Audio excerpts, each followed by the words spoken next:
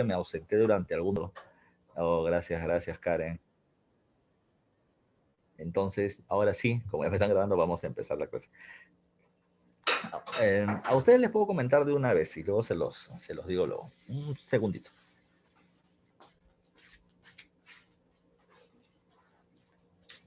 Ya. A ver, muchachos. Estamos miércoles, ¿no? El día viernes a las 5 de la tarde, no sé, algunos no sé si los tengo en el Face o no, se va a terminar publicando ya mi libro de Historia Universal, que está acá, se lo estoy presentando en la cámara, ¿ya? Y se va a terminar haciendo a través de Facebook Live, ¿ya?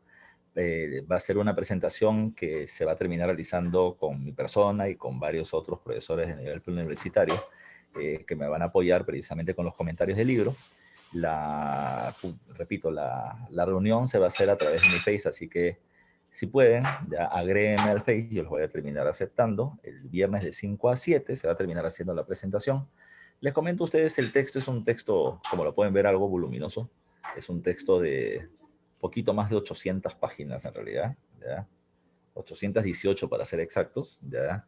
Termina siendo el curso de Historia Universal desde teoría de la historia hasta el periodo de posguerra fría, el crecimiento económico de Rusia, de China, los conflictos posteriores a esto, con poco más de 1000 preguntas, ¿ya? Entre preguntas solucionadas y preguntas dirigidas, ¿ya? Así que me sería de mucho gusto que sobre todo ustedes, chicos de selección, los chicos de academia, los chicos de colegio también, porque les va a ser útil a ellos, ya puedan estar presentes para que puedan escuchar precisamente las clases que se van a dar ese día, ¿ya? Así que les repito, están todos invitados, viernes de 5 a 7, a través de mi página del Face, ya me pueden agregar como Francisco Mendoza Mendoza, para que puedan ver la presentación. Así que los espero ese día. Ahora sí, comenzamos con la presentación de la clase del día de hoy. A ver, permítanme ya entrar un ratito al correo para verlo.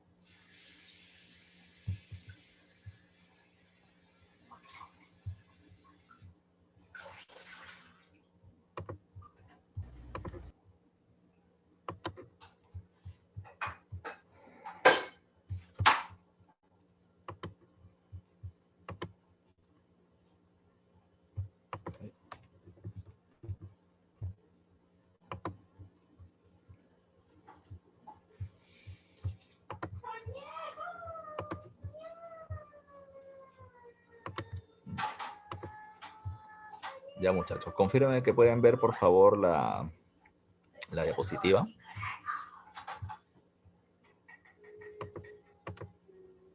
Sí se ve, profe. Perfecto. Entonces, ahora sí, comencemos formalmente ya con la clase. ¿Ya? Bueno, muchachos, ahora sí, como ya le dije, todos invitados para el día viernes de 5 a 7. Vamos a empezar con la clase de hoy. El profesor Edgar, el profesor Pizarro, me comentó que ustedes ya habían trabajado hasta el tema del Tahuantinsuyo, todas las características, ¿no? La parte económica, la organización social, el desarrollo histórico, la organización del gobierno y las características culturales, ¿ya? Así que, tomando en cuenta eso, ya vamos a terminar viendo ahora. Además habían visto el tema de la invasión española a América y al Tahuantinsuyo. Confírmame eso, por favor. ¿Vieron la llegada de los españoles, los viajes de Pizarro, la caída de Atahualpa en Cajamarca, la toma del Cusco? ¿Todo eso lo vieron? Si abres el micro y me hablas o si lo dices por el chat, ya. A ver, ¿qué me están poniendo en el chat? Que no aparece el chat. ¿Qué pasó? Ahí está. Sí, por eso, para acá, ¿ya? Entonces, como han visto hasta ahí, lo que tenemos que ver inmediatamente ahora es la consecuencia de ese proceso, ¿ya? La consecuencia de ese proceso. ¿A qué me refiero? ¿A qué me refiero? Recuerden ustedes que los españoles encabezados por parte de Francisco Pizarro van a terminar realizando 3 viajes. El primero es el viaje de exploración, que es una desgracia por completo. Pizarro y su gente avanzan por el mar ya para intentar llegar a las tierras ricas en oro, pero no van a terminar encontrando nada interesante. Lo único que van a terminar encontrando Almagro es una flecha en su ojo que lo deja tuerto, ¿ya? Y van a terminar enfrentándose en la isla de las piedras, a la fortaleza de las piedras, donde los españoles no encontraron mayor cantidad de riquezas, arrasando con este pueblo llamado ahora Pueblo Quemado. Lo poco que se terminó hallando en este primer viaje terminó siendo juntado y entregado a el gobernador de Panamá, Pedro Arias Dávila, quien daba permisos exclusivos a Pizarro para su viaje, y al financista del viaje, Gaspar de Espinosa, para que se pueda terminar llevando a cabo más financiamiento para los viajes próximos de Pizarro. Recuerden que tras ello, Gaspar de Espinosa nombra a Diego de Almagro como capitán del viaje, al igual que Francisco Pizarro, generándose el incidente de Atacames o la primera pelea entre estos dos líderes. ¿Ya? Pizarro acusaba de traidor a Almagro, ¿ya? Mientras que Almagro se defendía de los ataques y las agresiones y las cosas que le decía Pizarro, diciéndole que terminaba siendo un vendido, un llorón, que le lloraba con el único ojo que le quedaba a Gaspar de Espinosa. La cuestión está en que este viaje va a terminar viéndose complicado cuando, ante el pedido de auxilio de la gente que estaba en el mismo, ¿ya? El nuevo gobernador de Panamá, Pedro de los Ríos, decide disolver el viaje, decide suspenderlo, ¿ya? Decide suspenderlo. Y ante la suspensión, ante la suspensión del mismo, ¿qué cosa es lo que se va a terminar produciendo? ¿Ya? Recuerden, ya que Pizarro se queda solamente con 13 personas, los 13 de la isla del Gallo, que continúan el viaje ya hacia el sur con la embarcación de Bartolomé Ruiz y llegan en este segundo viaje a conocer el Tahuantinsuyo.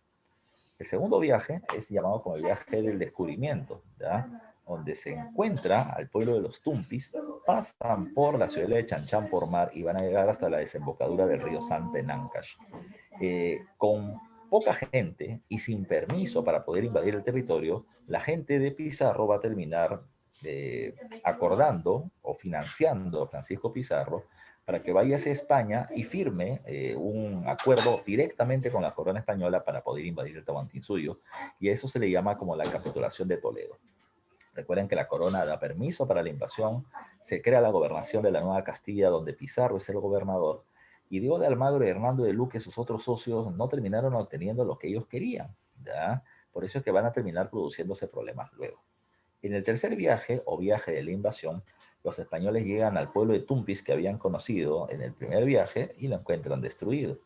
En Piura fundan la ciudad de San Miguel de Tangarará y se encuentran con un espía enviado por Atahualpa, el cual se le va a terminar, digamos así, pidiendo una conversación con él a través de un indígena llamado Felipillo, que va a terminar siendo el traductor de los españoles, y Atahualpa accede a la reunión, pero en Cajamarca. En Cajamarca, para no dar detalles, porque ya lo vieron tal vez, en Cajamarca se produce ya la captura de Atahualpa, después de la famosa entrevista y de haber votado la Biblia. Atahualpa termina pagando un rescate, ya 2 cuartos de plata y 1 de oro, pero en realidad terminó siendo mucho más que eso, ya por su libertad. Pero cuando él estaba haciendo la recolección de estos metales para los españoles se enteraron de que en realidad lo que estaba haciendo Atahualpa era ganar tiempo para que sus tropas se reorganicen y lo puedan liberar. Ante eso, Atahualpa fue asesinado y los españoles van a terminar teniendo ahora un gran objetivo: ir desde Cajamarca en la Sierra Norte hacia Cusco en la Sierra Sur. Hay 3 elementos que van a terminar facilitando la victoria de los españoles. El primero de estos elementos es el Capamiñán, los caminos del Inca, que terminó siendo muy eficiente para los incas, para poder llegar a diferentes pueblos, cobrar impuestos, movilizar tropas y demás, pero que también fue muy eficiente para los españoles para poder llegar rápidamente hacia el Cusco. Segundo, es que hay un montón de pueblos que estaban sometidos a los incas y querían recuperar su libertad. Y vieron en los españoles que acaban de matar al Inca Atahualpa un gran aliado, y por eso es que muchos de ellos se pusieron del lado de los españoles para intentar recuperar su autonomía. Pueblos como los Chachapoyas, los Huaylas, los Chancas, los Tumpi, los Tayanes, los Cañaris, los Pastos y sobre todo los Huancas van a ser aliados españoles para llegar al Cusco, para acabar con el imperio y recuperar así su autonomía. Y por otro lado, un grupo de las familias de los incas, de las panacas, el grupo que había apoyado Huáscar, es decir, la familia de Tupayupanqui sobre todo, le dijeron a Francisco Pizarro: yo sé que te gusta la plata y el oro, sé que te gustan los metales preciosos, y esos se encuentran en la capital del imperio, en Cusco, pero ustedes no pueden entrar a la capital, porque ahí solamente entra la nobleza inca, y ustedes no lo son. Ahora, si ustedes nos respaldan militarmente y nos apoyan para que nosotros proclamemos a un inca, nosotros les permitiremos a ustedes entrar a la ciudad para saquearla. Es ahí donde viene esta parte de la clase, ¿ya? Lo que tenemos que ver ahora es la consecuencia, ¿ya?, inmediata, ¿ya?, producto de la invasión de la ciudad del Cusco. Entonces, lo que vamos a ver son dos eventos. Por un lado, vamos a encontrar la resistencia inca, ¿ya?, o como también se le suele llamar las rebeliones indígenas del siglo XVI, y vamos a terminar hablando también de eh, las guerras civiles entre los españoles o entre los invasores. Ya veremos qué pasó y por qué pasó, ¿ya? Comencemos con la primera etapa de este proceso de lucha. Por si acaso, por si lo logran encontrar en algún texto así. Hay algunos textos donde se nombra este evento como la resistencia indígena, y a mí ese nombre me fastidia, ya me fastidia. Pero cuando uno habla de la resistencia indígena entre 1532 y 1571, nos hace pensar que durante 39 años la población indígena en su conjunto se opuso permanente y férreamente a los españoles para poder mantener su independencia, cosa que no es cierto, ¿verdad? Cosa que no es cierto. Insisto, ¿por qué me dices así, profe? Porque hay una gran cantidad de pueblos que se pusieron del lado de los españoles, repito, por su supuesta autonomía. Y el gobierno español poco a poco le dio a los curacas, a los líderes indígenas de los ayusos de los pueblos, les siguió permitiendo manejar su territorio y a la población seguir viviendo libre a cambio de tributos. Cambiaron de manos con respecto a los incas, pero con una mayor cantidad de libertad en la medida que los españoles y su administración del gobierno era débil, porque eran muy poquitos en comparación al inmenso territorio que venían manejando. Entonces, tomen en cuenta que no fue una resistencia abrumadora. Y segundo, uno ve que es del 32 al 71, casi 40 años, pero en realidad termina siendo una rebelión que se va a ir diluyendo muy rápidamente. Ya te voy a ir explicando paso a paso el tema. Comencemos con la primera etapa de este proceso. Como te dije hace un rato, Atahualpa, en su entrega de la plata y el oro, lo que en realidad está haciendo es ganar tiempo para que sus oficiales reorganicen sus tropas, lleguen a Cajamarca, derroten a los españoles y liberen a Atahualpa. Pero no sucedió así. Cuando Atahualpa fue asesinado, sus oficiales que se venían organizando decidieron dividir el territorio del Tahuantinsuyo en tres zonas militares para poder enfrentar a los españoles. Uno de estos generales de Atahualpa, que también había sido oficial de su padre Huayna Cápac, era Rumi Ñahui, ojo de piedra. Rumi es piedra, Ñahui es ojo. Ojo de piedra es el que va a terminar liderando la defensa del Tahuantinsuyo en el norte, ya en el norte. En la zona central está otro general llamado Chalcuchimac o Calcuchimac, ¿ya?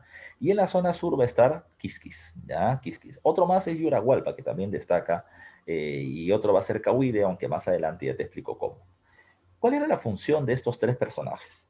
Lo que ellos hacían era, repito, dividirse militarmente el territorio para poder evitar la llegada de los españoles y sus aliados hacia la región del Cusco, ¿ya? Hacia la región del Cusco, ¿ya? Un momentito, ¿ya? Jesús, si puedes ponle pausa, por favor.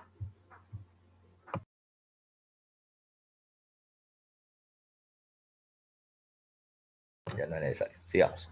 Te decía, lo que va a terminar sucediendo a continuación, ya, lo que va a terminar sucediendo a continuación, es que cada uno de ellos buscaba, insisto, buscar evitar la llegada de los españoles de Cajamarca a Cusco, pero además de eso buscaban evitar que diferentes pueblos se les sumen también a los españoles en este trayecto, porque sabían que iba a ser muy difícil derrotar a los españoles si tuvieran una mayor cantidad de aliados.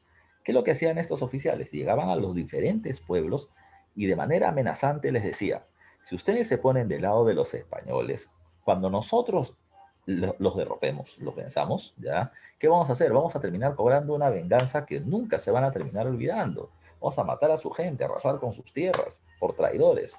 Así que los generales incas tomaban esas medidas, hablaban violentamente y en algunos casos quemaban las colcas, que eran los almacenes de alimentos del estado incaico.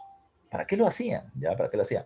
para que toda esta gente que Pizarro venía movilizando hacia el Cusco no tenga cómo alimentarse y por lo tanto ya se vayan desanimando en su viaje. Lamentablemente le salió mal ya la propuesta, porque los pueblos indígenas se dieron cuenta de algo. ¿Por qué tan bocones los generales? ¿Por qué amenazan tanto? ¿Ya? ¿Le tienen tanto miedo a los españoles? ¿Ya? ¿Están tan fuertes ellos? Así que lo que ellos hicieron fue otra cosa. Ante la amenaza de los incas, se sintieron amenazados, pero prefirieron defenderse de esa amenaza poniéndose más del lado de los españoles, haciendo más fuerte este proceso de avance hacia el Cusco. Lo otro que buscaban estos generales era, bueno, ya no podemos resucitar a Atahualpa que está muerto, pero si es que los opositores a Atahualpa, los huascaristas, llegan a ser nombrados incas en el Cusco, nos fregamos porque nos van a nombrar enemigos y nos van a terminar mandando a matar. Por eso era mejor ya que alguien cercano a Atahualpa termine siendo nombrado como inca. Y lo que ellos pedían es que uno de los hijos de Atahualpa, un jovencito llamado Tito Atauchi, sea precisamente el nuevo inca para que ellos puedan seguir defendiendo el poder que venían teniendo. ¿Qué pasó? Lamentablemente, como ya les dije hace un rato, y está acá en la parte inferior de la diapositiva, ellos van a terminar siendo derrotados. ¿Ya? El caso más emblemático es el caso de Calcuchímac. Tal vez lo han visto ustedes en la última clase con el profe Edgar. Calcuchímac, que es el que está peleando en este viaje de los españoles de Cajamarca a Cusco, va a terminar siendo tomado prisionero. Cuando él iba amarrado de manos como prisionero hacia el Cusco, llevado por los españoles y la nobleza cusqueña, ¿qué pasó? ¿Ya qué pasó? Los españoles ya habían nombrado a alguien o respaldaban a alguien para que sea nombrado inca y su nombre es Túpac Hualpa, el inca títere. ¿Qué pasó con Túpac Hualpa? Terminó siendo asesinado. Murió supuestamente envenenado y se le echa la culpa a Calcuchímac. Es difícil que Kakushima haya hecho el envenenamiento porque él, repito, estaba atado. Para poder entender esto hay que entender algo, ¿ya? Siempre hay que terminar buscando los nexos, ¿ya? En quién es el que se beneficia cuando alguien desaparece. Cuando Tupac Hualpa murió, Manco Inca va a ser la nueva persona que va a ser proclamada como sucesor al trono y va a ser nombrado Inca en el Cusco. La primera medida de Manco Inca en el Cusco, ¿ya? Después de permitir el ingreso de los españoles a la ciudad capital, terminó siendo el asesinato de Calcuchímac bajo pena de hoguera, ¿ya? Es decir, quemarlo vivo, ¿ya? Quemarlo vivo. Y así terminó sucediendo. Esa imagen que le estoy poniendo ahí, ya de este busto, a veces se le llaman las esculturas que van desde una parte del pecho hacia arriba, ¿ya? Es un busto de Calcuchímac en el Cusco, ¿ya? Calcuchímac terminó siendo quemado en la hoguera, los españoles se le permitió el ingreso a la ciudad. Y espero recuerden, ¿qué cosa lo que hicieron los españoles? Entraron a los templos del Cusco y los saquearon. Terminaron sacando a las panacas de sus viviendas reales y terminaron tomándolas ellas. Así que, por lo tanto, se impusieron en la región. Manco Inca, insisto, permitió el ingreso de los españoles y en el paso del tiempo hubo algunas complicaciones. La primera complicación, ¿ya? Es que los españoles no reconocían la autoridad de Manco Inca. Hay dos ejemplos para eso. Cada vez que...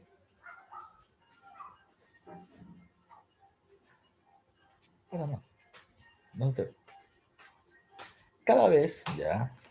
Cada vez que Pizarro ya conversaba con Manco Inca qué medidas tomar con respecto al gobierno, sucedía algo. ¿Ya? Manco Inca, no se olviden ustedes, era el hijo del Inti, ¿ya? Era el hijo del Sol, es un dios entre los hombres. Entonces, el Inca no conversaba con mortales, ¿ya? Como Francisco Pizarro. ¿Ya? Entonces, Manco Inca tenía un interlocutor, es decir, cada vez que Manco Inca le quería decir algo a Pizarro, había una persona en el medio. Manco Inca le hablaba a él y él le hablaba a Pizarro.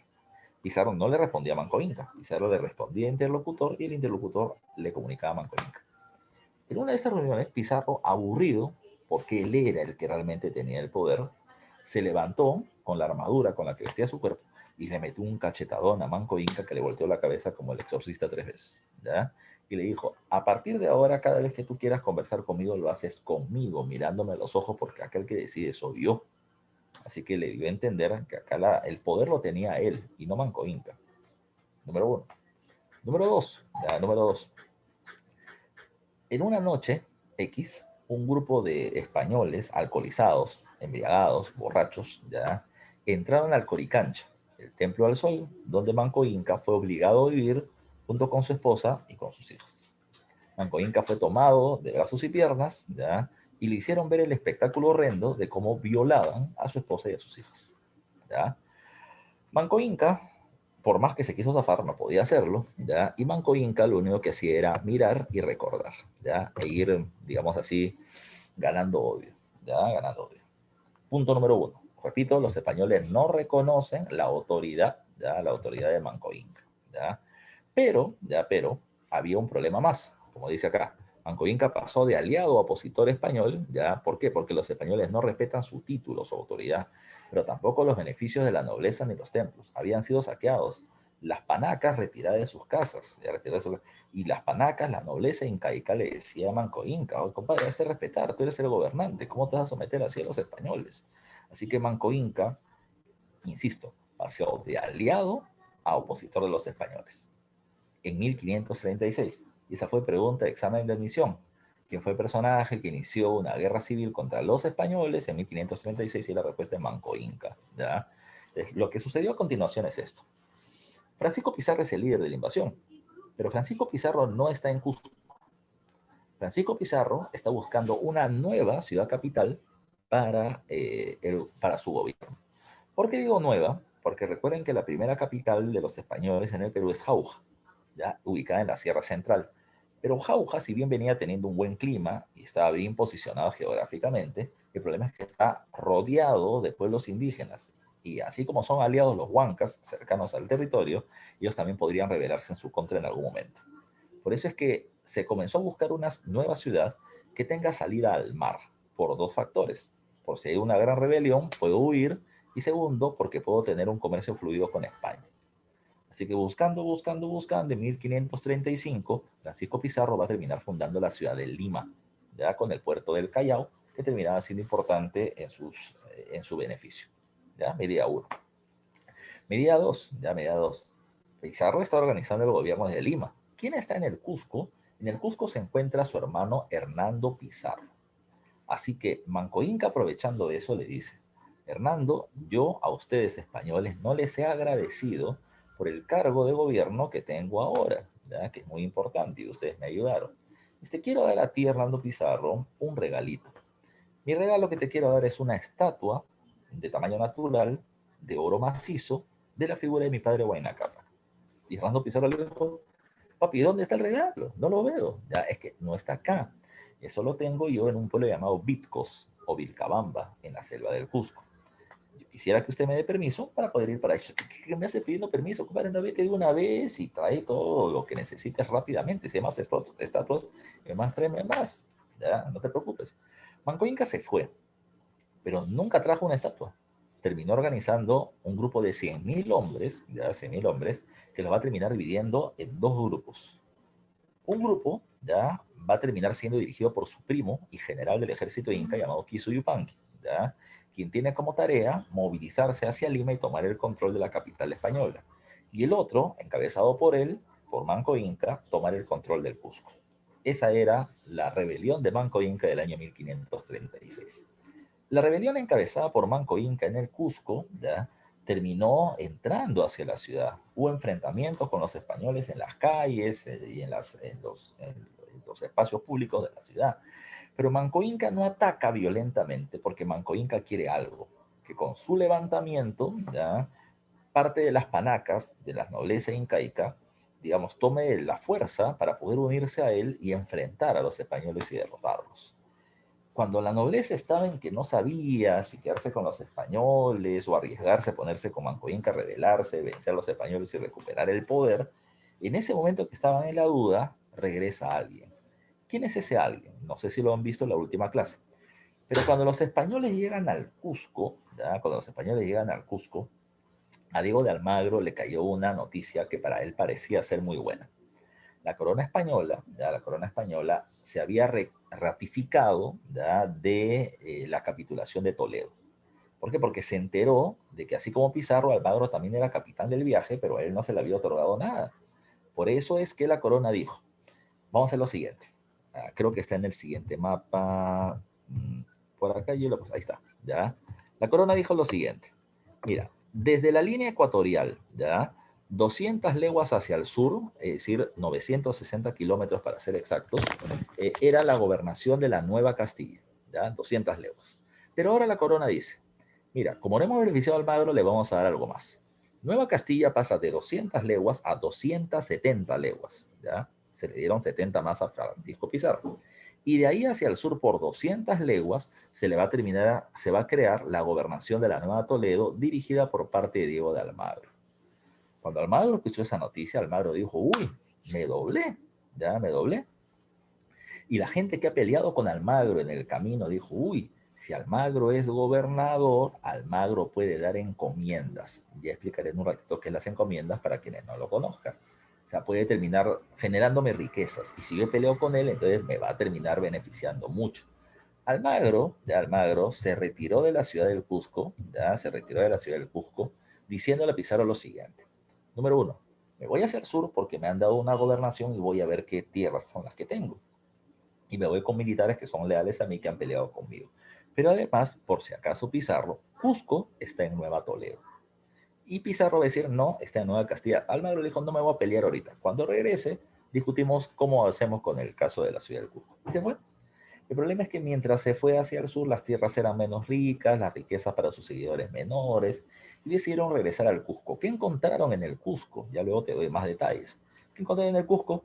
Que los pizarristas habían repartido la capital, y segundo, que la ciudad del Cusco, que en ese momento Manco Inca se estaba rebelando. La gente de Diego de Almagro se dio cuenta de este problema. Entonces dijo, ¿a quién enfrento? ¿Enfrento a la gente Pizarro para quitar el Cusco o enfrento a Manco Inca y su rebelión? Y lo que hizo Diego de Almagro, o los almagristas, fue momentáneamente unirse a la gente Pizarro y derrotar a Manco Inca. ¿Qué se hizo? ¿Ya? ¿Qué se hizo? Se unieron esfuerzos, pero además hay un personaje fundamental, ¿ya? Y está dentro de tus domiciliares si no me falla la memoria. Ese personaje se llama Paulo Inca. Paulo Inca era un noble inca que había viajado con Almagro hacia el sur, ¿ya? Y cuando Diego Almagro regresó, Paulo Inca convence a la nobleza incaica, a las panacas, de que una alianza con los españoles es ventajosa. El que ha vivido con Diego de Almagro va a decir los conocimientos que tiene, su forma de organización, su preparación militar, es tan buena que nos pueden ayudar mucho a nuestro desarrollo. No nos enfrentemos, unámonos a ellos con Diego de Almagro a la cabeza. Así que la nobleza que estaba dudando si apoyar a Manco Inca no, decidió no hacerlo y debilitó su rebelión. Manco Inca y su gente se fueron hacia la parte alta del Cusco, donde está Sacsayhuamán, el templo a Illapa, el templo al dios de la guerra, cuyas paredes de piedras tan grandes terminaban sirviendo casi como una fortaleza militar. No era su objetivo, pero servía como eso. Los españoles se movilizaron también junto con los huancas, que son los principales aliados de los españoles en el proceso de invasión. Y con técnicas de asedio europeas terminaron tomando Sacsayhuamán. Los españoles, digamos así, un poco alejados, estaban con sus arcabuces, con sus escopetas, tirando bala a los indígenas que salían por las paredes de Sacsayhuamán apoyando a Manco Inca. Mientras que los huancas, ¿qué hacían? Con escaleras hechas de madera simplemente avanzaban, las ponían sobre las paredes e iban subiendo, ¿ya? Y comenzó el enfrentamiento contra ellos. Ahí destaca esta imagen que te estoy poniendo acá. Si tú logras ver, hay un personaje vestido de rojo, capa de rojo, ya sus rodilleras con plumas de rojo, sus taparrabos ya, de rojo, como un calzoncillo que ves ahí con un hacha en la mano. Ese es Cahuide, ¿ya? Cahuide es uno de los personajes legendarios de este proceso. Cahuide estaba encargado, se dice, de una de las torres de defensa de Sacsayhuamán, y cuando vio que estaban perdiendo, se lanzó de la torre de defensa y comenzó a atacar a punta de mazazos a los enemigos españoles y a los huancas, logrando derrotar a varios de ellos. Tiraba piedras de Sacsayhuamán, que podían pesar 4 o 5 toneladas, ahí era Cahuide, ¿ya? Pero los españoles le lanzaron algo.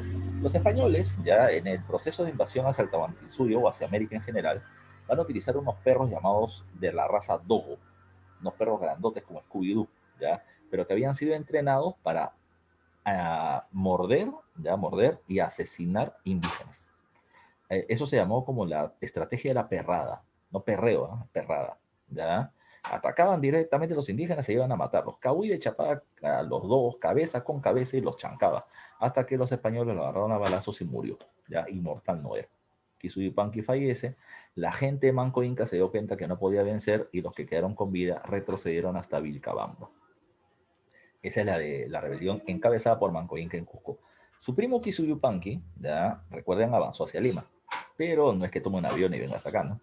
Desde Cusco, ya, desde Cusco hacia Lima, ¿qué tuvo que hacer? Avanzar por toda la sierra, de sur a norte hasta la sierra central, y de ahí avanzar hacia la zona de Lima.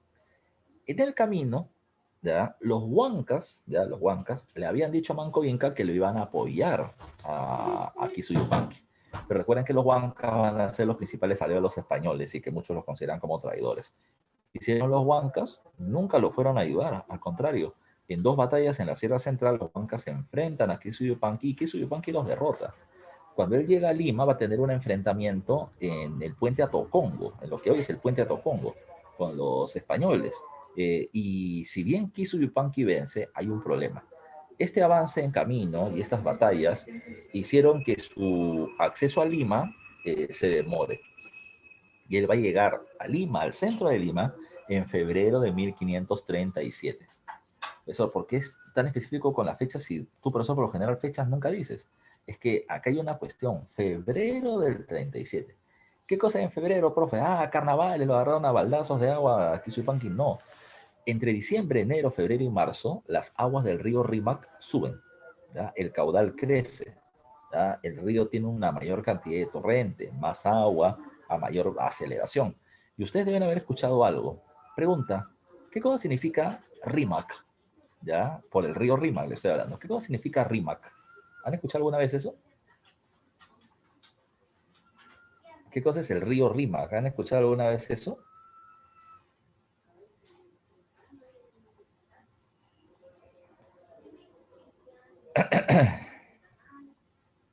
A ver, hay una persona que está respondiendo. Quiero 3 respuestas, a ver quién conoce el tema.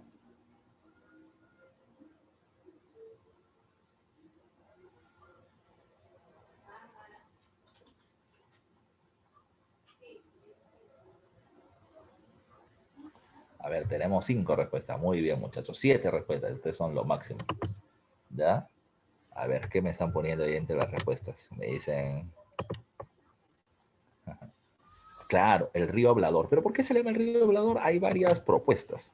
Una es que cuando sube el caudal del río, las rocas que vienen desde el cerro, desde la zona de la sierra y que van avanzando hacia el mar, van a terminar sonando entre ellas, sobre todo en lo que ahora vendría a ser el puente Trujillo, o sea, entre el Palacio de Gobierno y el distrito de Rímac, ¿ya? Entonces allá había una caída y las piedras sonaban y parecía que alguien hablaba, por eso se le llama el río Hablador. Esa es una de las leyendas. Entonces, ¿qué es lo que pasó? Eh, Recuerden que el río ya tiene valles y están separados ya y están unidos por puentes, como el puente Trujillo que ahora se tiene, ya, o el puente de Hacho o el puente Santa Rosa, hay varios puentes. Pero antes no habían puentes de concreto. Lo que antes había en época inca eran puentes colgantes. ¿Qué es lo que hicieron los españoles? Los españoles, al ver el avance de Quisuyupanqui, se pusieron en la zona del Rímac, o sea, cruzaron el puente, ¿ya? Cruzaron el puente de piedra o cruzaron el puente de sodas y se pusieron en ese lado. Y cortaron todos los puentes de acceso hacia ese lugar, ¿ya? La gente de Quisuyupanqui llegó, por lo que ahora vendría a ser el Palacio de Gobierno, y los españoles decían, vengan, ¿ya? La gente de Quisuyupanqui, ¿sabes qué cosa es lo que hizo? Se entrelazaban los brazos, ¿ya? Así, unos con otros, se entrelazaban para intentar cruzar por el río Rímac, mientras que los españoles les metían bala. El problema es que las rocas y la corriente del río ¡pum!, los arrastraba y los terminaba matando. Cayeron varios, ya cayeron varios, y cuando se dieron cuenta que era imposible llegar donde estaban los españoles, pues decidieron retirarse hacia la sierra nuevamente. Avanzaron por lo que hoy sería la carretera central, y como quien va al estadio de la U, hay una zona que se llama Puruchuco, y ahí hay una huaca. Y de ahí terminaron saliendo pueblos aliados a los españoles y mataron a la gente de Quisuyupanqui, incluso a uno de los hijos de Manco Inca. Bueno, las dos rebeliones terminaron siendo derrotadas y no pudieron vencer a los españoles. Manco Inca, no se olviden, tenía como objetivo recuperar el control del gobierno del Tahuantinsuyo en sus manos, pero perdió. Y ahora él en Vilcabamba, pues va a tener que intentar hacer algo más, ¿ya? Por eso dice acá, La resistencia inca del año 36 al 71, primero es una rebelión parcial de la nobleza inca. Solamente la gente manco inca y un grupo de gente que se le sumó.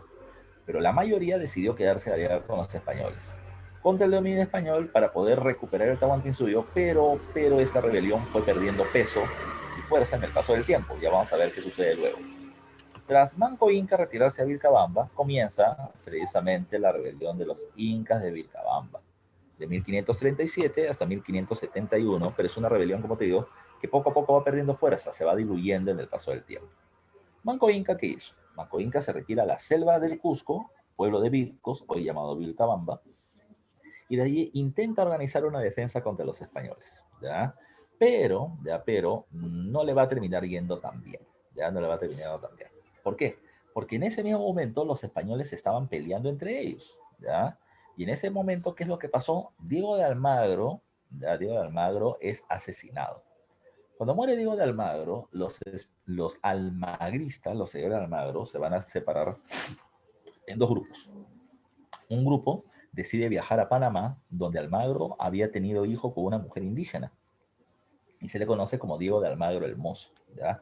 Y la idea era traerlo acá e intentar reclamar la gobernación de Nueva Toledo en manos de Almagro el Mozo como heredero, ¿ya?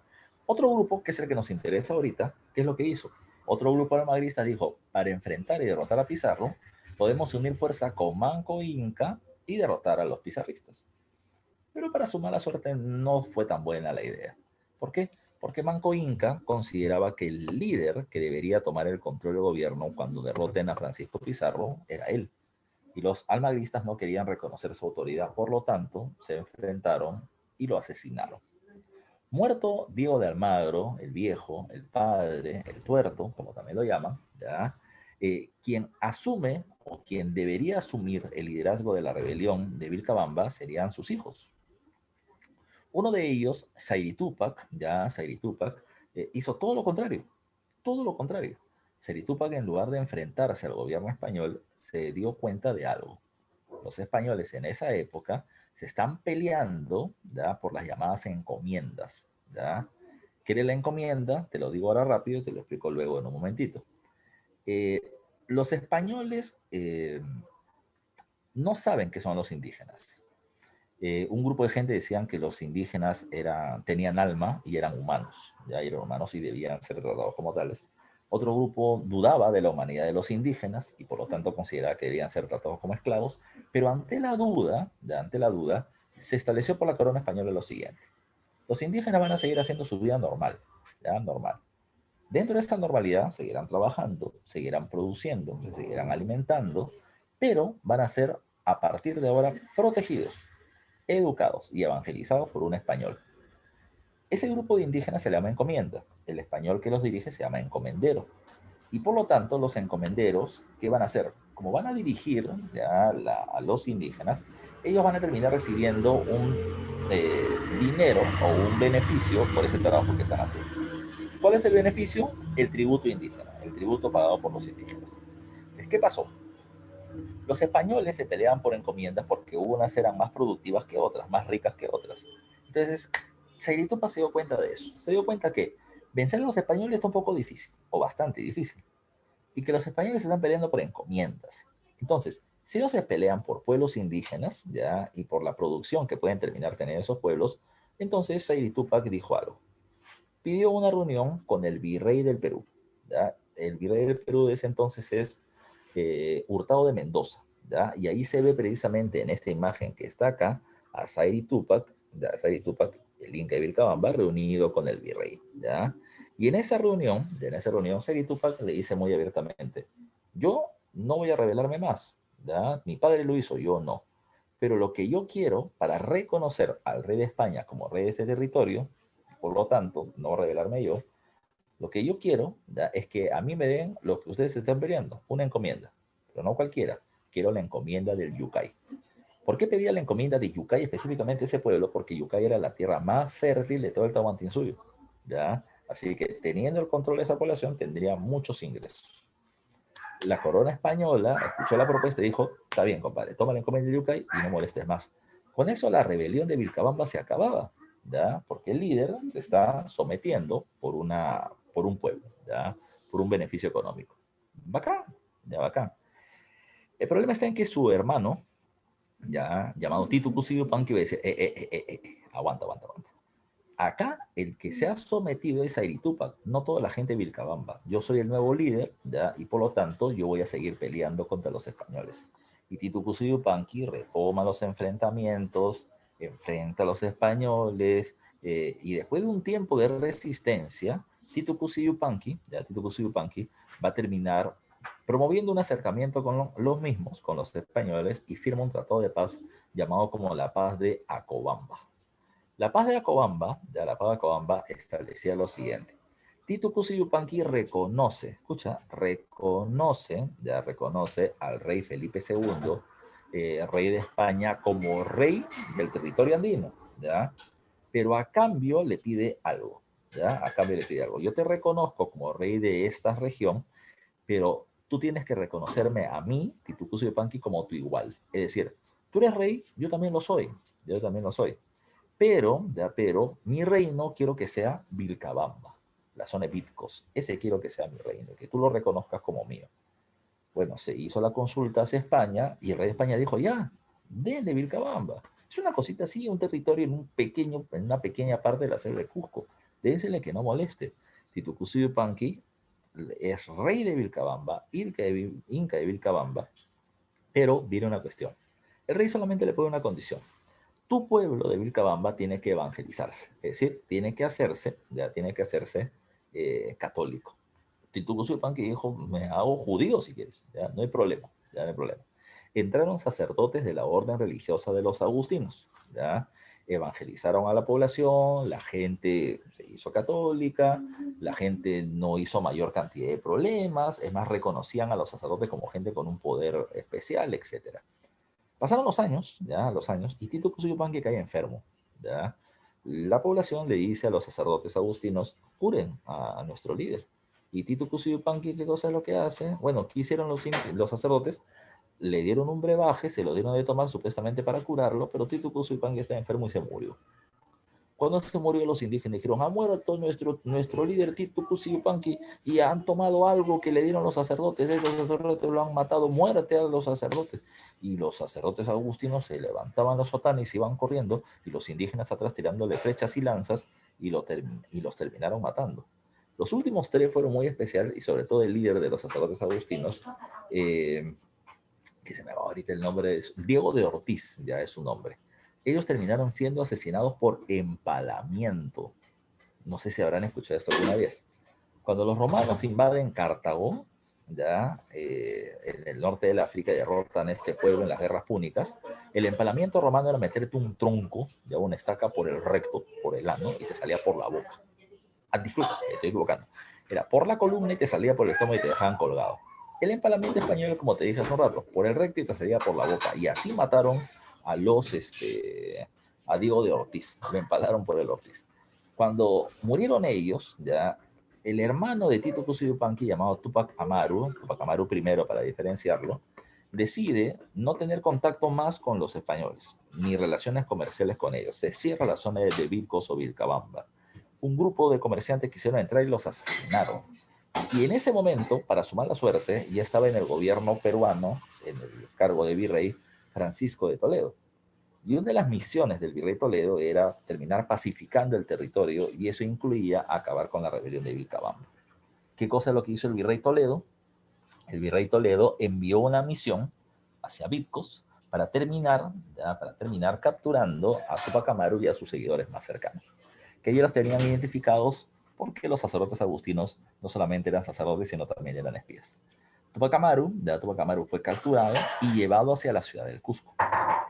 Una vez que esto sucedió, caciques, curacas, líderes indígenas cusqueños, van a ser traídos de sus diferentes provincias para que todos vean el nuevo espectáculo, la muerte de Tupac Amaru I.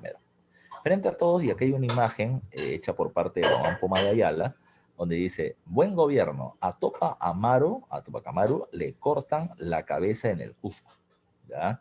Y ahí se ve españoles, se ve a Tupac Amaru echado en una suerte de cama, de camilla hecha de piedra, y le están cortando en ese momento la cabeza. Y abajo, si te das cuenta, hay una serie de personajes indígenas, ¿ya? varios de ellos como con aretes, ya son los orejones, son nobleza incaica, y todos están viendo cómo Tupac Amaru está siendo decapitado. No solo lo decapitan, lo descuartizan, cortan su cuerpo en pedazos y va a terminar siendo dispuesto estos pedazos en diferentes partes de los diferentes pueblos para que todo el mundo vea que el Inca de Vilcabamba ya ha sido asesinado. Y si alguien va a terminar rebelándose, va a terminar quedando igual. Para algunos autores, este hecho terminó generando, digamos, tremendo pánico entre la población, que decide ya no rebelarse ya en acciones armadas, pero que van a terminar rechazando, por lo menos en el aspecto cultural, religioso, a los españoles. ¿Ya?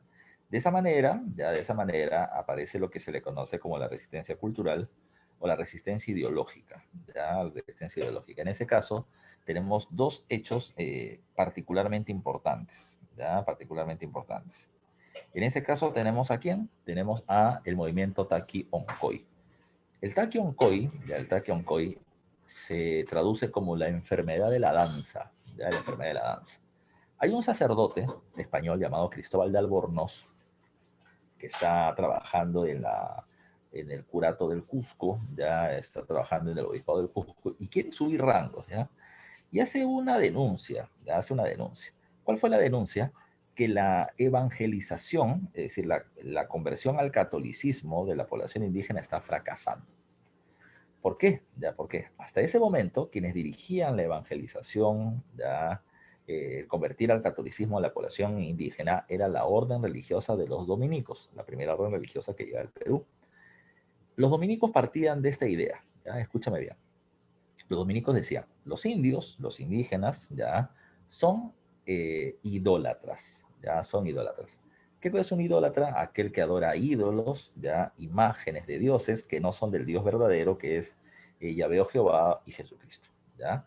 Son idólatras, decían ellos con respecto a los indios, pero no son idólatras malos, son idólatras naturales, decían ellos. ¿Por qué? Porque esta población no ha conocido a Jesucristo, no sabía de Jehová, de Yahvé o Jehová. Entonces, ellos simplemente no los terminaban adorando porque no los conocían. Creen en otros dioses, porque son idólatras, pero no porque rechacen el cristianismo. Ahora, el cristianismo para ellos es nuevo, ya decían los dominicos. Entonces, la única manera ya de hacerlos cristianos, o las formas de hacerlos cristianos son de dos maneras: o los obligamos a la fuerza a través de la violencia o los convencemos.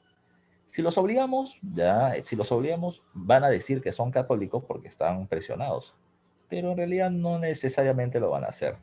Pero si los convencemos, esa fe va a terminar siendo duradera por mucho tiempo, ya por mucho tiempo. Entonces, es así como los dominicos hacen lo siguiente. Van a comenzar a aprender quechua y aymara y van a comenzar a evangelizar en esos idiomas, hacer los cánticos, los rezos, el catecismo en esos idiomas para que la gente pueda entender qué cosa es lo que le están diciendo. Como la población era ágrafa, como no tenía escritura, van a terminar haciendo un montón de cuadros y de murales donde ponían imágenes religiosas, ¿ya? Para que la gente, con la iconografía, con las imágenes, se convenza. Esa era parte de la chamba de los sacerdotes. Pero insisto, viene Cristóbal de Albornoz, que no es dominico, y dice, eso no funciona. Porque miren, ese grupo de indios que están allá, ¿ya? Que están allá en la zona de Andahuaylas, Apurímac, ¿qué es lo que hacen?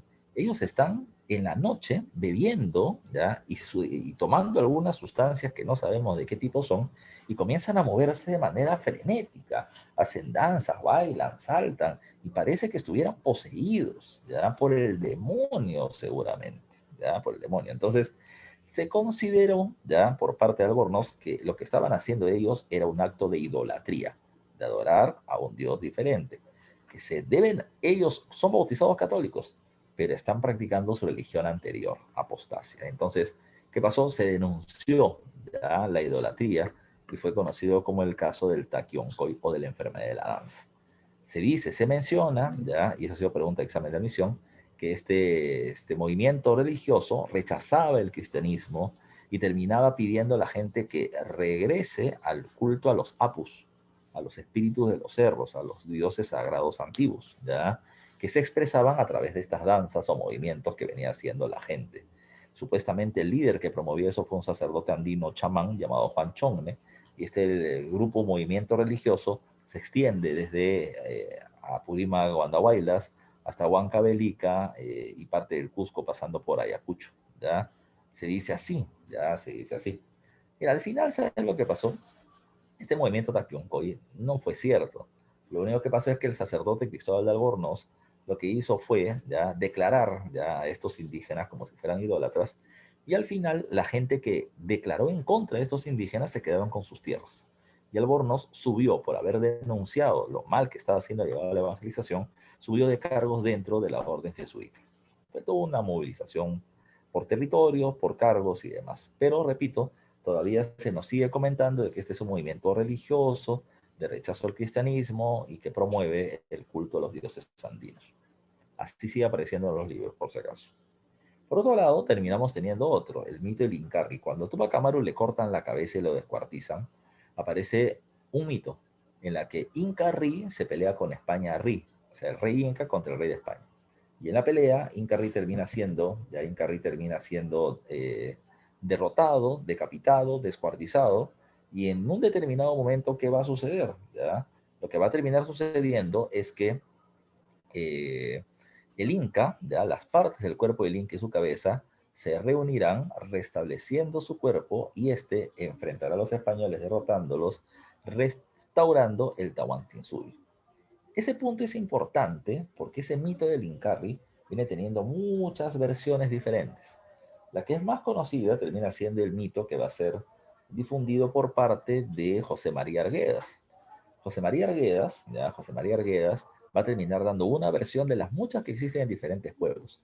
Lo interesante del mito del Incarri, ¿ya? Es que es un mito de carácter mesiánico. Es decir, la gente mantiene en la cabeza, ¿ya?, la idea que en algún momento un líder enviado por los dioses va a terminar regresando para restaurar los beneficios que venía teniendo el pueblo indígena, ¿ya? Y que estos derrotarán a los españoles, ¿ya? De esta manera, ¿ya?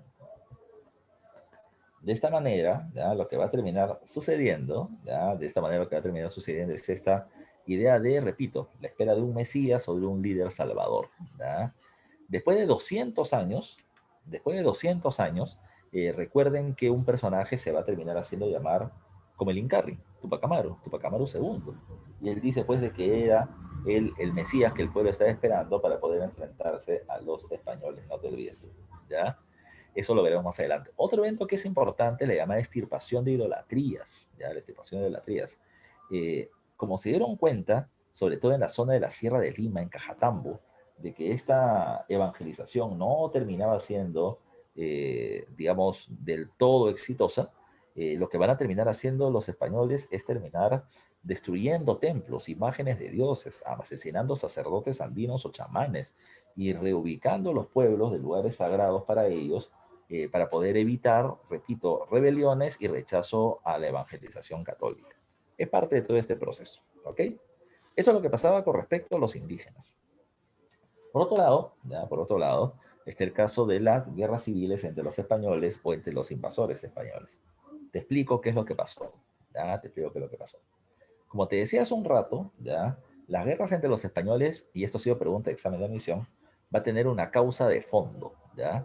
¿Y cuál es la causa de fondo, ¿ya?, de estas guerras civiles en los tres momentos que se van a terminar produciendo? La causa de fondo, y acá se está poniendo con negritas resaltado, es las encomiendas, ¿ya? Es o son las encomiendas. Las encomiendas. ¿Qué cosa es una encomienda? Te dije hace un rato. Recuerden, los españoles que están viniendo a América en general y al Tahuantinsuyo en particular, quieren obtener riquezas, ¿ya?, como parte del arriesgarse a vender un territorio que no conocen para poder someterlo. ¿Y cuál es la mayor riqueza que pudiera obtener un español? Bueno, lo que ellos querían era convertirse en señores feudales. Un señor feudal es el dueño de un feudo, de una gran extensión de territorio, que además de eso venía teniendo campesinos o siervos en su interior que terminaban siendo tributarios en trabajo y en dinero en favor del señor feudal. Ese era el gran objetivo de los españoles, ser señores feudales. Pero la corona española no les dio tierras, ¿ya?, ni les dio siervos. La corona hizo otra cosa. La corona planteó esto. Insisto en lo que le dije hace un rato. No sabemos si los indios son humanos o no, si tienen alma o no, mientras tanto que sigan haciendo su vida normal. Este pueblo indígena, ese pueblo indígena, ¿ya? Va a ser llamado con el nombre de encomienda y va a ser entregado a un español llamado encomendero. ¿Ya? Aquí está la redacción, ¿eh? Llamado encomendero. Ese encomendero, ¿qué va a hacer?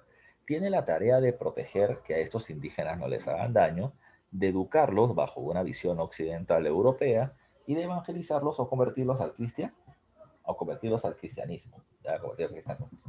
De esa manera, ya de esa manera, mientras que estos españoles encomenderos protegen a los indígenas, ya protegen a los indígenas, entonces, los indígenas seguirán haciendo su vida normal, ya seguirán haciendo su vida normal, pero, ya, pero producto ya del trabajo que van a terminar haciendo y los recursos que terminen cosechando, una parte de esa producción va a terminar yendo a manos del español como tributo. Entonces, recuerden, pregunta de examen de admisión, ¿ya? ¿Qué cosa es lo que obtiene o el beneficio que viene teniendo un español al recibir una encomienda? Y la respuesta es el tributo. No se olviden, ¿ah? Lo que gana un español al recibir una encomienda es el tributo, o también llamado tributo indígena, ¿ya? Tributo indígena, no te olvides tú, ¿ya? Pregunta de examen de admisión. Ahora, no todas las encomiendas eran del mismo nivel. Habían encomiendas que eran más ricas que otras. Encomiendas que podemos decir como encomiendas ricas y encomiendas pobres, ¿ya? ¿Cuándo es que una encomienda era más rica que la otra? ¿Ya? ¿Cuándo es que una encomienda era más rica que la otra? ¿Cuándo es que una encomienda era más rica que la otra? Una encomienda era llamada rica, ya era llamada rica. ¿Cuándo? ¿Ya cuándo? Tiene la comida. Ah.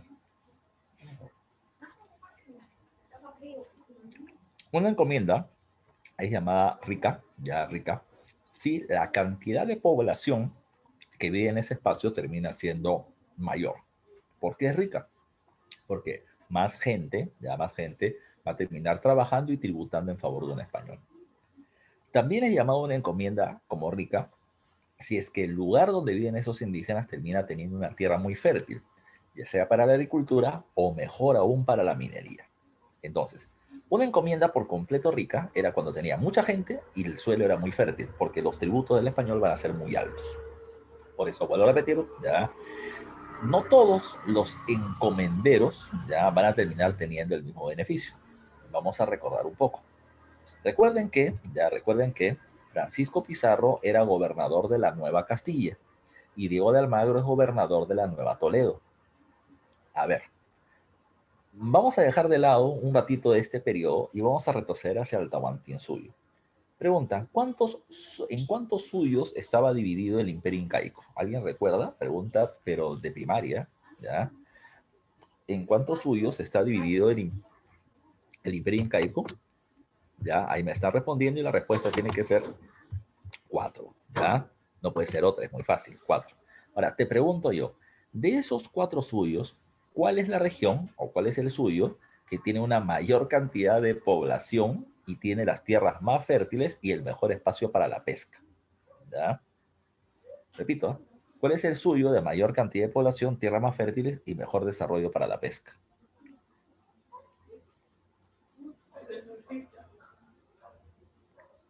¿Ya? Por ahí me están dando una respuesta, ya que es la correcta además. ¿Ya? Muy bien Chávez, muy bien De la Cruz, muy bien Pérez. La respuesta es el Chinchaysuyo. ¿Ya? La respuesta es el Chinchaysuyo. Y si lo vemos precisamente en el mapa que tenemos ahí en la diapositiva, recuerden, ¿dónde estaban, por lo tanto, las tierras más fértiles? ¿Nueva Castilla o Nueva Toledo? ¿Ya? ¿Qué dices tú? ¿Dónde estaban las tierras más fértiles? Por lo tanto, las mejores encomiendas que se podían repartir. ¿Nueva Castilla o Nueva Toledo? Y la respuesta definitivamente es Nueva Castilla. Y esa era la gobernación de Pizarro. Los gobernadores podían entregar encomiendas, que además eran entregadas a perpetuidad y de manera hereditaria a los españoles. Entonces, Francisco Pizarro, ¿ya?, le dio muy buenas encomiendas a los pizarristas en Nueva Castilla. Cuando Diego de Almagro se enteró, no se olviden ustedes de su gobernación, y se fue hacia el sur, el problema era que los almagristas, mientras más al sur iban, las tierras eran menos fértiles y por lo tanto las encomiendas menos beneficiosas económicamente. Profe, pero aguanta, pero en ese lugar está Potosí, están las minas de plata. Sí, pero ellos avanzaron por la costa, no por la sierra. Entonces, como fueron avanzando por la costa y las tierras no eran buenas, los mismos almagristas ya van a decidir regresar hacia el Cusco para reclamar el Cusco para su líder, Diego de Almagro, y para poder, además de eso, repartirse las fértiles tierras del Cusco y las fértiles tierras del norte como encomiendas. Es por eso que se produce en la primera guerra civil entre los españoles, que es la guerra entre los grandes conquistadores, ¿ya? O entre pizarristas y almagristas, ¿ya? Como está ahí en la diapositiva. Como te dije hace un rato, Francisco Pizarro y Diego de Almagro, el viejo, el tuerto, se van a pelear específicamente por el control de la ciudad del Cusco, por las riquezas que supuestamente en ella habían, por el ser el centro de la capital de los incas, y porque desde ahí se podía mandar toda esta región. ¿Cuál es el problema? Te dije, Pizarro ya se había repartido y su gente se habían repartido el Cusco y cuando Almagro llegó, pues muchas riquezas no habían por saquear. Los dos consideraban que Cusco estaba dentro de sus respectivas gobernaciones y ese va a ser el punto de pelea entre ellos. Por otro lado, los seguidores de Pizarro, el Team Pizarro, ya los pizarristas, y los seguidores de Almagro, el Team Almagro, los Almagro lovers, los almagristas, van a terminar peleándose también. La gente de Pizarro pelea no porque consideren que Pizarro sea el salvador del mundo, el Mesías que va a generar el bienestar para el desarrollo, ya no es Miss Universo, sino que lo apoyan por algo bien simple. Si Pizarro gana, sus ¿ya? Encomiendas en Nueva Castilla van a ser respetadas. Por otro lado, los almagristas pelean por Diego por una cuestión muy simple.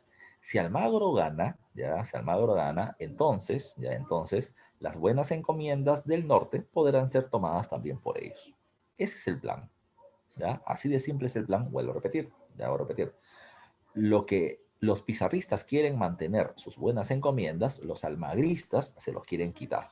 Pizarristas tienen que pelear por su líder para mantener sus buenas encomiendas y los almagristas pelean por su líder para vencer a Pizarro y quedarse con las buenas encomiendas del norte. Ese es el motivo del conflicto. ¿Qué pasó? Bueno, esto va a terminar generando la tremenda guerra que se produce acá. Como ya te expliqué hace un rato, Diego de Almagro regresa al Cusco, se enfrenta a que el Cusco ya ha sido repartido y saqueado y que Manco Inca se está rebelando. Apoyan a los españoles, ya apoyan a los pizarristas, vencen a Manco Inca y luego de eso comienza una pelea entre Diego de Almagro y la gente de Francisco Pizarro. La batalla que inicia todo este proceso se llama Batalla de Pachachaca o Abancay. ¿Ya? En esta batalla, los almagristas derrotan a los pizarristas y los hermanos de Francisco Pizarro, Hernando y Gonzalo, van a ser tomados prisioneros. Cuando Francisco Pizarro, que estaba en Lima, se entera de todo este problema, decide tener una conversación con Diego de Almagro. Esa conversación se le conoce como la Conferencia de Mala. En la Conferencia de Mala, muchachos, ¿qué es lo que va a terminar pasando? Los dos líderes tienen la misma postura. El Cusco es de mi territorio. Al final, Pizarro le dice algo. Mira, para evitar más problemas entre nosotros, lo que vamos a hacer es pedirle a la corona española que envíe un representante y que este representante defina a quién le pertenece el Cusco y así acaba la situación. Diego Almagro le parece una buena idea y es más, como gesto de buena voluntad, decide liberar a los hermanos de Francisco Pizarro que tenía prisioneros. En realidad Hernando ya se había liberado, pero los decide liberar. Bueno, hasta terminaron almorzando y bebiendo ese día en la conferencia de Mala.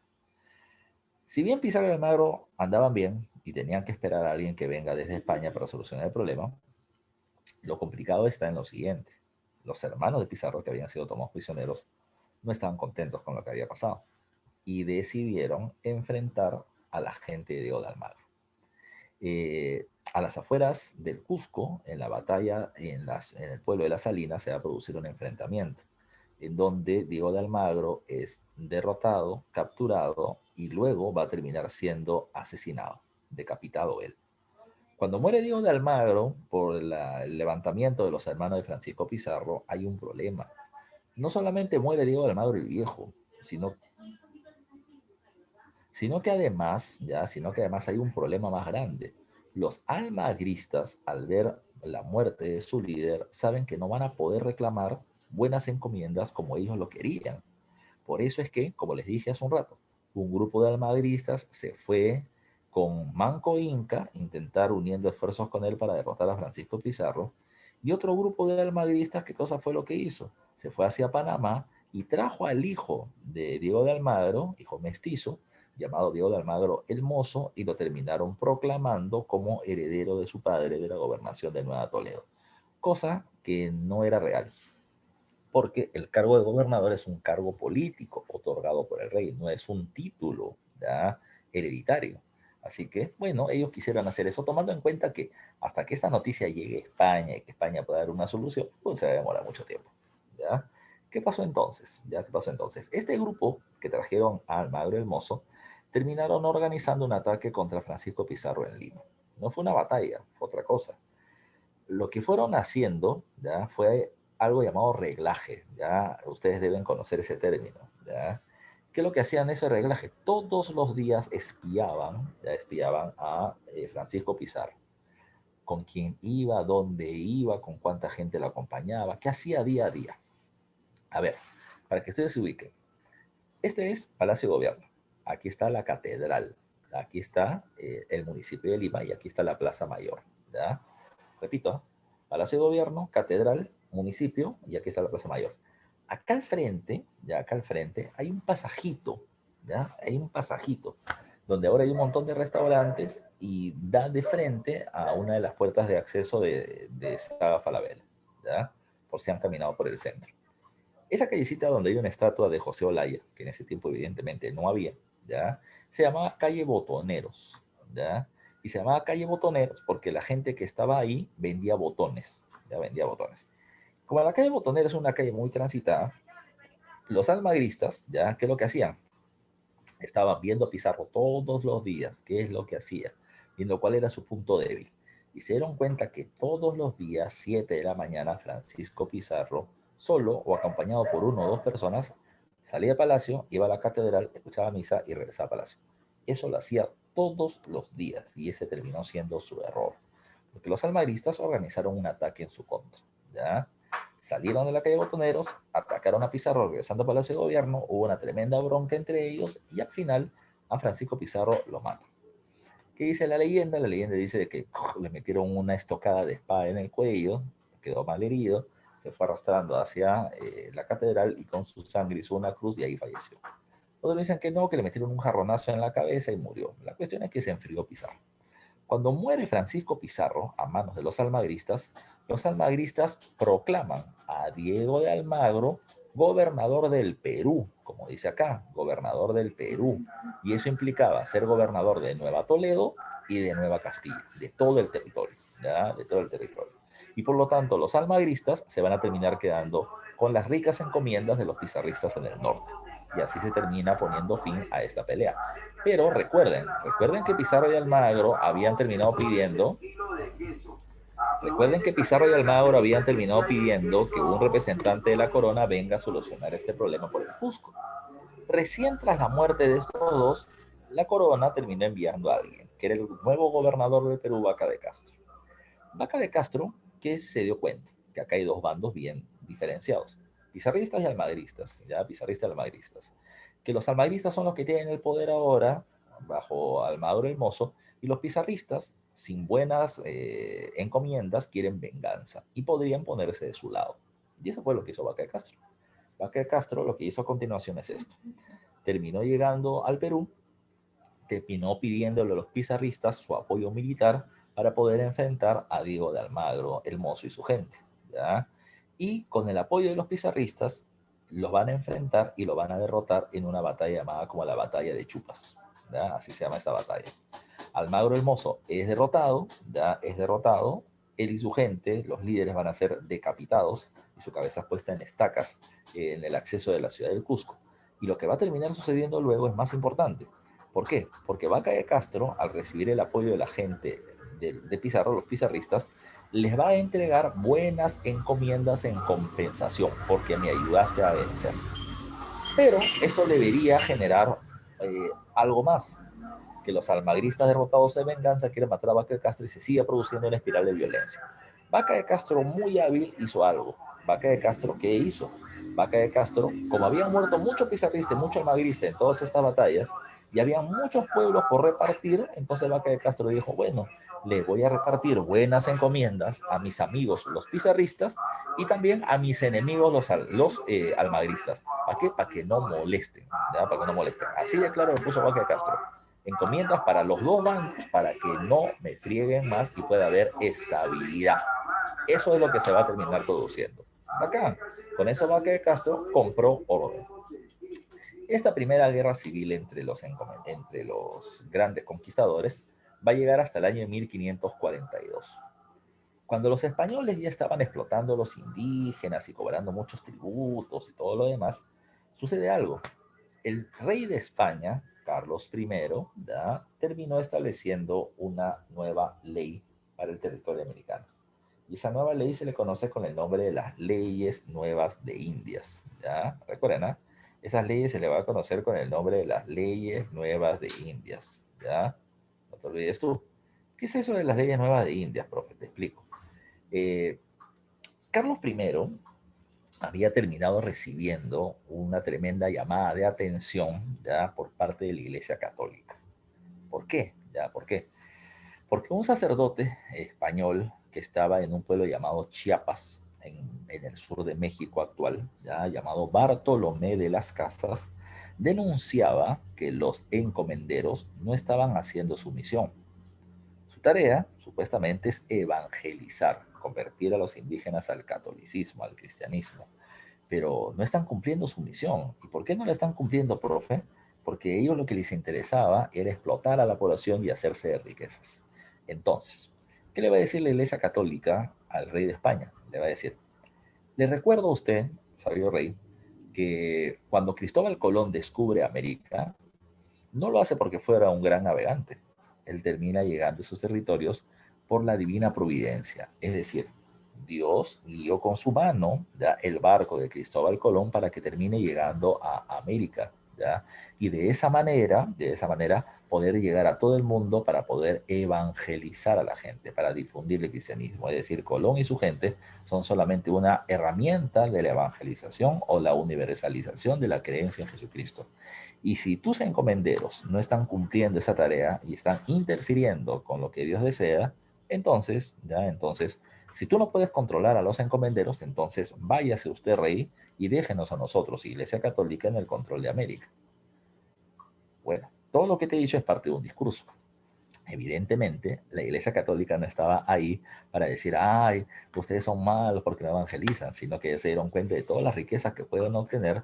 Así que el rey de España no es tonto. El rey de España no es tonto. El rey de España sabe que los encomenderos son un problema. Mientras que los encomenderos están acá, la iglesia me va a seguir fregando. Entonces el rey dijo, bueno, como los encomenderos son un problema, hay que sacarlos del camino. Hay que sacarlos del camino. De esa manera me evito el problema con la Iglesia Católica. ¿Qué es lo que hizo el rey Carlos I?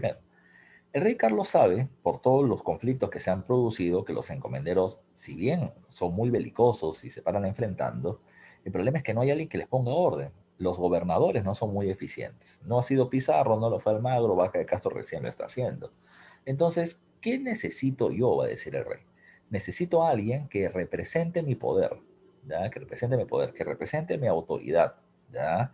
Y esa persona será el vicerrey o el virrey, como nosotros lo llamamos.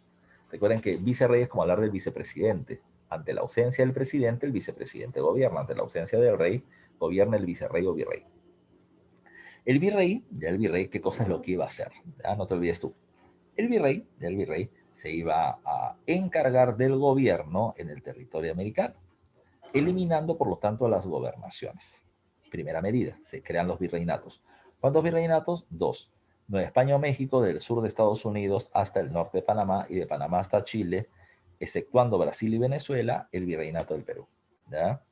Entonces, segundo, se eliminaban las gobernaciones y se crea el virreinato y se eliminaba la perpetuidad y heredabilidad de las encomiendas. La encomienda ahora pasaba a ser de una o dos vidas. Profe, ¿cómo es eso? La encomienda de una vida es lo siguiente. Si a un español se le entregó la encomienda de los indios de San Juan de Lurigancho, vamos a poner así, ¿ya? Entonces, ¿qué va a pasar? El español educa, protege, evangeliza, y a cambio los indígenas de ese lugar le pagan tributos. Bacán. Entonces, como hay un español que está guiando este pueblo, él es una vida. ¿Ya? ¿Qué decía el encomienda de una vida? Que cuando este español muera, este pueblo de indios pasa a manos, ya pasa a manos del gobierno virreinal. ¿Cómo era la encomienda de dos vidas? Ya, la encomienda de dos vidas es que el encomendero y su hijo, ahí están las dos vidas, puede terminar explotando a estos indígenas y cobrándole tributos. Pero ya no el nieto, porque el nieto sería una tercera vida, ya una tercera vida, y no pueden aceptarlo. De tal manera que a los encomenderos no les gustó lo que estaban escuchando. ¿Por qué? Porque las leyes nuevas de Indias estaban perjudicando sus ingresos económicos al eliminar la perpetuidad y heredabilidad de las encomiendas. Por eso es que los encomenderos, los grandes encomenderos, entran en estado de rebelión. Y te explico qué es lo que va a pasar en este momento. No se rebelan militarmente desde el principio. Lo que va a suceder es otra cosa. Los encomenderos, digamos así, temerosos de que se apliquen estas leyes nuevas de Indias, van a terminar reuniéndose en Lima y van a nombrar como representante a Gonzalo Pizarro. ¿Por qué lo nombran a él? Profe, es un personaje con mucha fuerza militar, muy poderoso. No, lo que pasa es que Gonzalo era el único hermano de los Pizarro que quedaba en el territorio americano y que era un encomendero y que se está viendo perjudicado por esta ley que se aplicaría.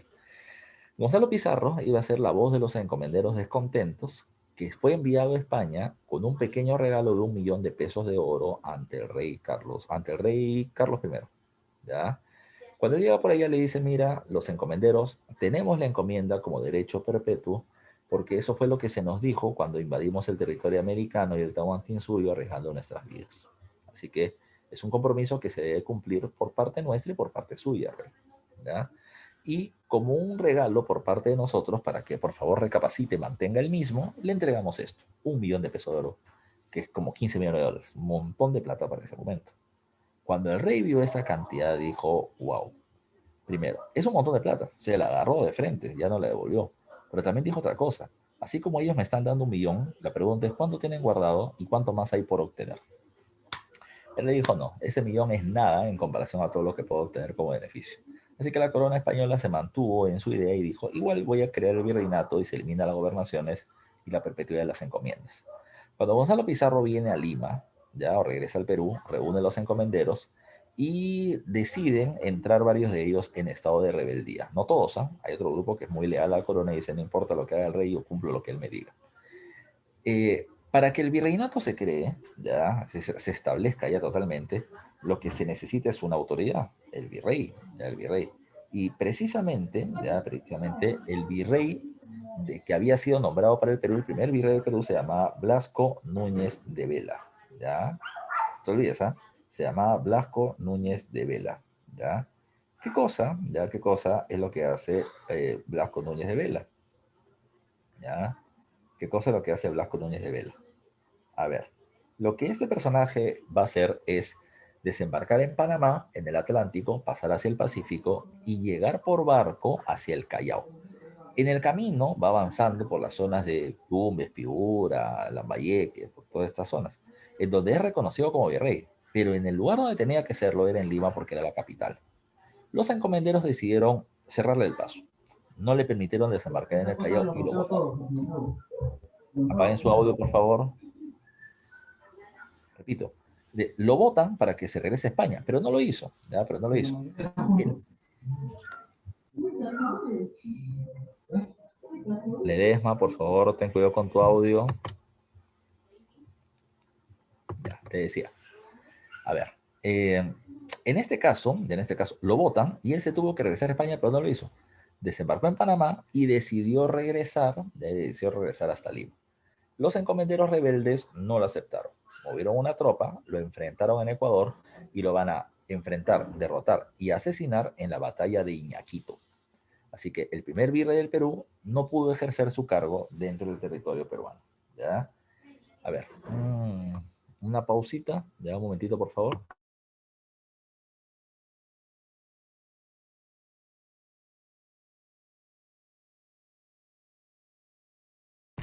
Bueno, sigamos. A ver, ya te decía. Eh, No le permitieron y por lo tanto no fue nombrado virrey. Ahora, los encomenderos que acaban de rebelarse y asesinar al virrey, que es el representante del rey, y es como si el rey mismo estuviera gobernando esos territorios y acaban de matarlo, sabían muy bien que lo más probable es que la corona española termine enviando a alguien, ya termine enviando a alguien a ponerle fin violento a esta rebelión de los encomenderos. Entonces, hubo mucha discusión. El grupo de los encomenderos rebeldes decidió plantear lo siguiente. Vamos a declarar al Perú independiente de España. Recuerden eso, ¿ah? La primera vez que el Perú se independiza es con Gonzalo Pizarro a la cabeza, ya durante este periodo. Y lo plantean ¿por qué? Porque si es que el rey de España envía tropas, ya envía tropas, eh, lo está haciendo dentro de sus dominios, porque esta es parte de los dominios del rey. Entonces él estaría imponiendo orden y la invasión sería justa. Pero, si es que el rey envía tropas a un territorio que no es suyo, porque nos hemos proclamado independiente, sería una agresión y tenemos derecho a defendernos. Por eso es que, repito, un grupo de encomenderos terminó estableciendo ya la condición de separatismo o independencia del Perú con respecto a España. ¿Qué envió la corona española? La corona española envió a una sola persona. Profesor, ¿y este pata quién es? Radix, ya, que es este Goku, ¿quién es para que él tenga tanto poder y acabe con toda una rebelión? Mira, lo que sucede, ya lo que sucede es que este personaje que es enviado se llama Pedro de la Gasca, y aquí está su imagen. El que está acá es Gonzalo Pizarro y el de acá es Pedro de la Gasca. Pedro de la Gasca era sacerdote y ahora enviado por parte de la corona española bajo el cargo de pacificador.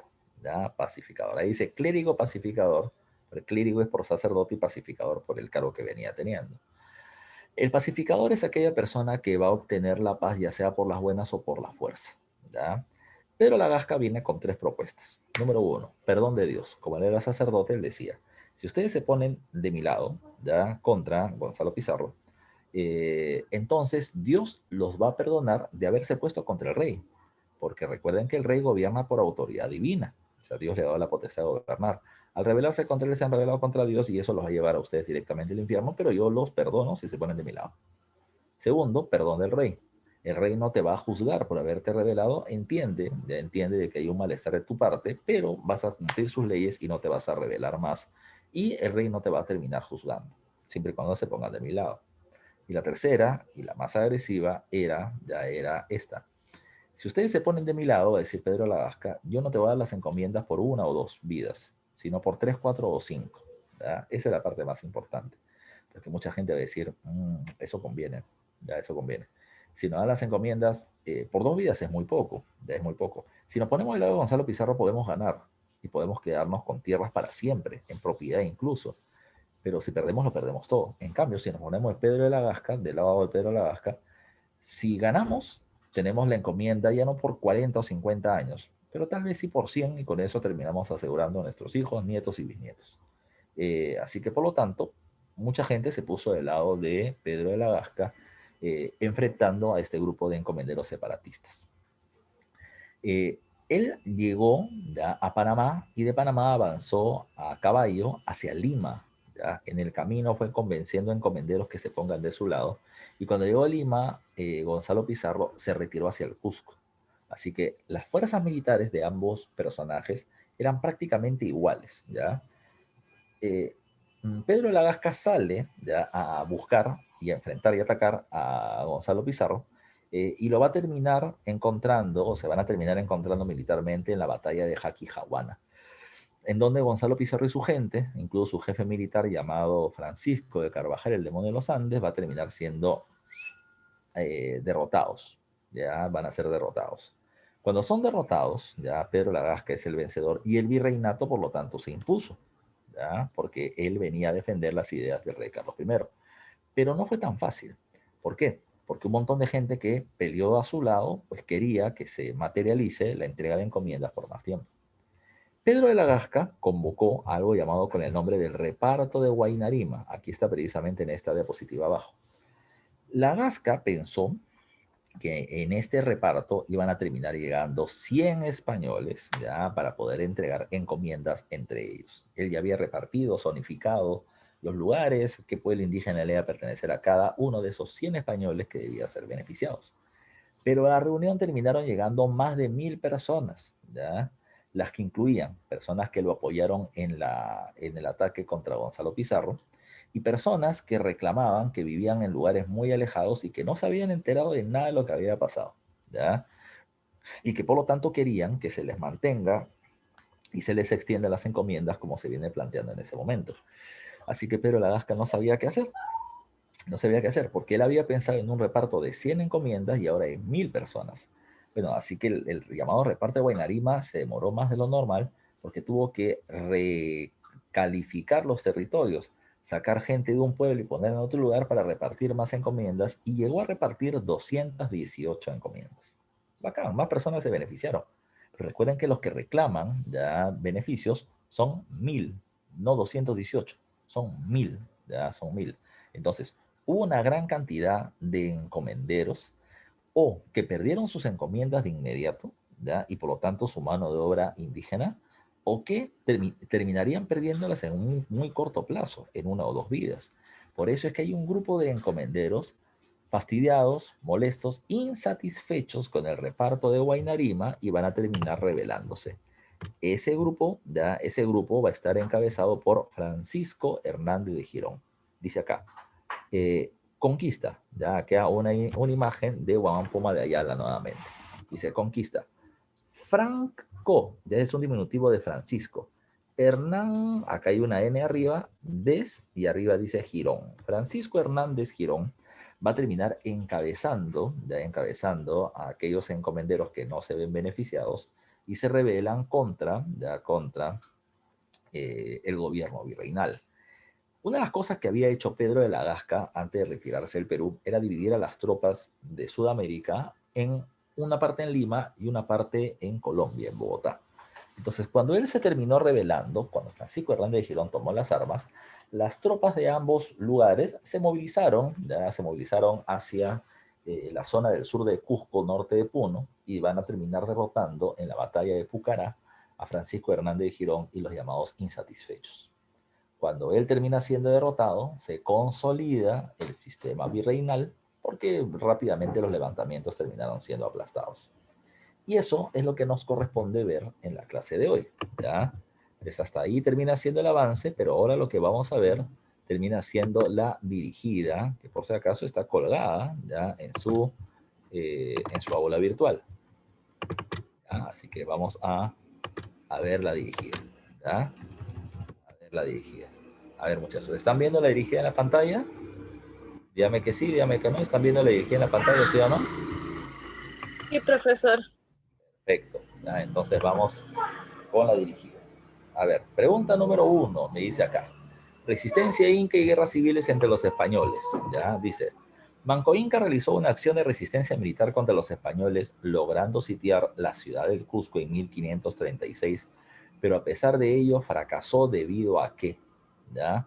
¿Por qué terminó siendo derrotado? ¿Por qué no logró tener la victoria en este ataque? El Cusco dice A, la falta de recursos para mantener una ofensiva tan prolongada. B, las disputas entre Manco Inca y sus principales generales. C, el apoyo de Huancas, Huaylas y Yungas a la causa hispana. Y D, su desarrollo paralelo a las guerras civiles entre los conquistadores. ¿Ya? Miren, para que él fuera derrotado hubieron varios eventos, pero uno de ellos en especial termina siendo el hecho de que los Huancas, y sobre todo los Huancas, apoyan a los españoles militarmente contra Manco Inca. Por eso es que lo derrotan en Sacsayhuamán y finalmente tiene que irse hacia Vilcabamba. Entonces, la mejor clave en esa pregunta número 1 termina siendo la C de casa. ¿Ya? La pregunta número 1, entonces, C de casa es la clave. Pregunta número 2, ya dice acá. Tras una temporada de lucha, Titu-Cuzi Yupanqui ya negoció un acuerdo de paz con los españoles firmándose en Acobamba la paz de Acobamba. En ella se estableció, espero recuerdes, en ella establecía que el rey de España era reconocido como autoridad de este territorio, pero siempre y cuando él lo reconocieran como rey, como Inca de Vilcabamba. Dice, en ella se estableció A, la subordinación total de la localidad en mención del imperio ibérico, ¿ya? Más o menos, pero no en la totalidad porque está Vilcabamba. Que Vilcabamba sería proveedora de oro y diamantes, no. El reconocimiento del título de Inca o rey en la región a favor de él. Ese terminaba siendo su condición para terminar firmando ese tratado de paz. Y esa es la clave. Así como en la 1, en la 2 también la clave va a terminar siendo la C de cabeza. Pregunta 3. Al príncipe Tupac Amaru, ya, otro de los vástagos de Manco Inca, le tocó empuñar el cetro imperial desde comienzo del año 71. Rodeado del general Hualpa Yupanqui y de otros dirigentes militares que se habían opuesto a la política aperturista de su antecesor, esta dinastía resolvió cerrar nuevamente la frontera de Vilcabamba. A tal efecto mandó deshacer el puente de Chuquichaca e hizo fortificar sus alrededores. Dichas medidas estaban llevándose a cabo por el tiempo en el que el virrey Toledo envió a un negociador diplomático al comerciante Atiliano de Anaya, el cual fue asesinado por los rebeldes. Ello precipitó la declaración de guerra contra la resistencia en la Semana Santa de 1572. Del texto anterior podemos inducir que A. Las acciones establecidas por Tupac Amaru llevarían a un desenlace violento. Más o menos, el hecho de cerrarse, de bloquear los puentes, de asesinar a un comerciante enviado por parte del virrey, va a terminar generando este ataque. Sí, correcto. B. Los seguidores de Tupac Amaru estaban en desacuerdo con su medida de rebeldía. No. C. El virrey Toledo se sometía a la autoridad, al contrario, él va a mandar a matar a Tupac Amaru. Vilcabamba siempre se mantuvo aislado, no porque Tupac Inca Yupanqui, Titu Cusi Yupanqui había terminado estableciendo, como dice, una política aperturista de acuerdo con ellos, de evangelización del territorio. Entonces, en la 1 la mejor clave es o en la 3 la mejor clave es la A de avión. Las acciones establecidas por Tupac Amaru llevarían a un desenlace violento, que es su propia muerte. Pregunta número 4. Dice, el mito de Incarrí, cuyos diversos estudios nos muestran sus diferentes variantes regionales, plantean principalmente, recuerda que el mito de Incarrí es que las partes del cuerpo y la cabeza del Inca se van a reunir para restablecer el Tahuantinsuyo con el Inca. Dice, el retorno al culto de los dioses andinos, ese es más el Taquioncoy. La restauración del Tahuantinsuyo con un líder mesiánico renacido, esa podría ser. La explicación de la caída demográfica andina por enfermedades, no hay otros levantamientos como el Yanaguara y demás. Y la superioridad de la fe cristiana tampoco. La mejor clave es, en este caso, la B de bandera. ¿Ya? La B de bandera. Pregunta número 5, muchachos y muchachas, que tenemos a continuación. La disputa por la posesión de la ciudad del Cusco fue el factor principal que desencadenó. Bueno, recuerden que el control del Cusco va a ser la pelea, o lo que genera la pelea entre Pizarro y Almagro. ¿Ya? Ese es el motivo principal de ese conflicto. Entonces, ¿cuál es la clave ahí? Dice, el fracaso de la expedición de Diego Almagro a Chile, la rebelión de Almagro contra la corona, el enfrentamiento contra el pacificador Lagasca, o la guerra entre Pizarro y Almagro, esa es la clave directa. Pizarro y Almagro se pelean por el Cusco y sus seguidores por las mejores encomiendas. Pregunta 5, clave D. Tras la victoria española sobre el Tahuantinsuyo se produjeron una serie de conflictos entre los invasores, tradicionalmente llamadas guerras civiles.